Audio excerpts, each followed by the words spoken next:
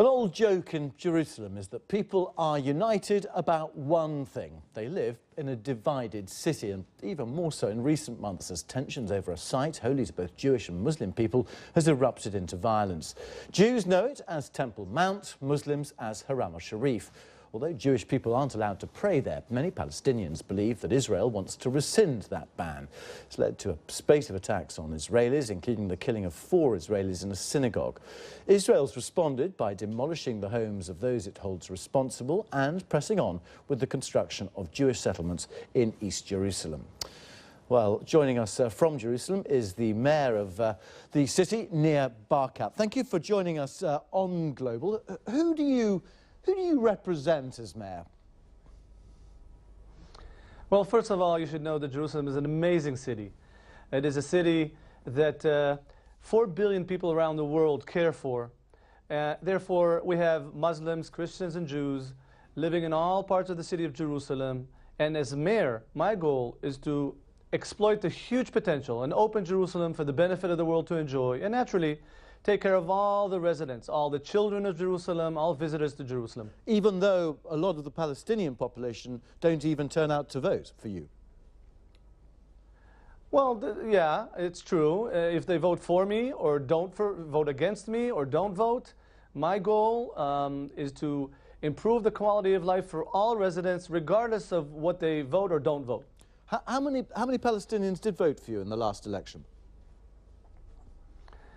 It's totally irrelevant because, unfortunately, in the last 40 years, the Arab residents of Jerusalem usually don't vote. They vote in small numbers, and it has been like this for decades.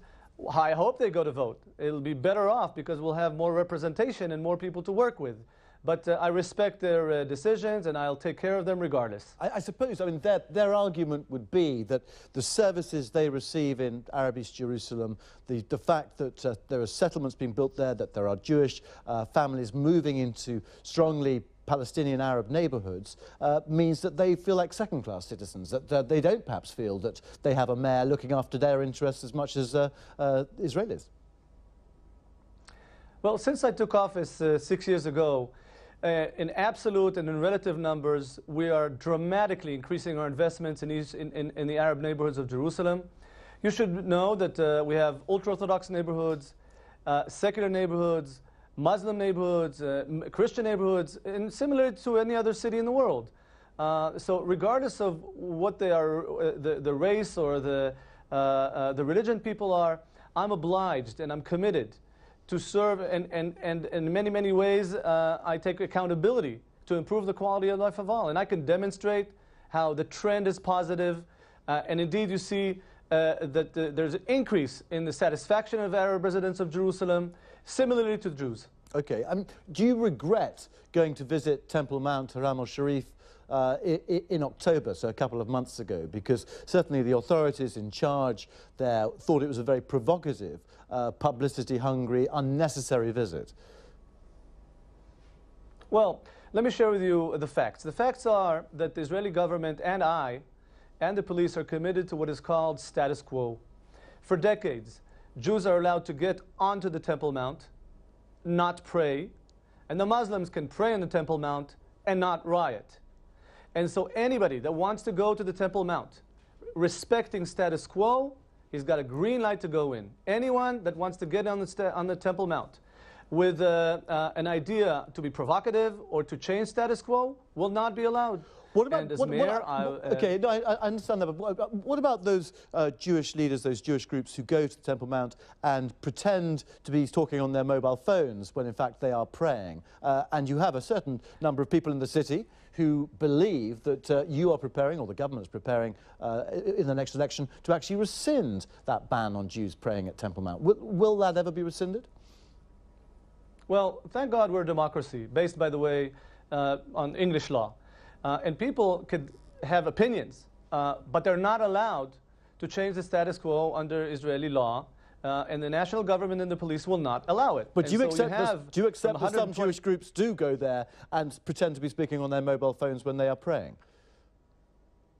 And they will stop by the police. Similarly, we have groups of Muslims called Murabitat and Murabitun that when I was there as part of my duties to see and understand what's going on in Temple Mount, they harass and hassle and try to use harassment to change status quo. That will not be allowed either. So as a responsible mayor and the national government, we will not allow a change of status quo. And the incitements and the lies told about the national government of Israel or anybody else for that matter, assuming, which is a total lie, that we want to change the status quo is just not true. But it is true that it's a democracy, and we have Muslims that want to change the status quo in one direction, and we have Jews, some of them, unfortunately, that want to change the status quo to another direction. We will not allow not this and not that. And we will respect status quo because that's the best way to live together in the city of Jerusalem. You are an ally, aren't you, of Bibi Netanyahu? How concerned are you by the growing sort of international pariah state of Israel and the fears about what might happen in the elections in March if there's a shift to the right? You know, it would seem fair for President Obama to think that, you know, if he had a chosen leader, it's anyone but Bibi Netanyahu, quite frankly. And won't that spell an end to any hopes of a peace process if a more right-wing coalition takes power next March? Well, I think there's a very big majority in Israel that longs for peace, and there's a huge majority in Israel that doesn't want to do a bad deal. And a bad deal is worse than no deal. And so the challenge we all have in our country as peace-seeking people is what is the deal to construct that makes sense. For example, look at Jerusalem. Jerusalem will always stay a united city by design, by ideology, and practically. No city in the world that, God forbid, was split ever functioned. And so we all understand that Jerusalem has to stay a united city in any kind of scenario. Can it be a shared capital as well? No, it cannot be a shared capital. It cannot and will not be a shared capital. It's a bad deal. It will never function. And the world has to understand that doing a bad deal in the Middle East, look at what's happening around us in countries in the Middle East that are falling apart. So you must understand and show me one good example of any city that was divided that never functioned. It will never work. But what will work is an open city like it is in the last few years, in the last 40 years, enabling freedom of religion like Jerusalem and the Israeli all national governments allow. It was never like this. It's the only place Christians can feel safe in the Middle East. It's the only place that you could see Jews, Muslims, and Christians manage their own holy sites together. It is an amazing open city, and that's the way Jerusalem should develop, and that's where we're going. Nir Barkat, thank you very much indeed for joining us on the program. Good to see you. Stay with us here.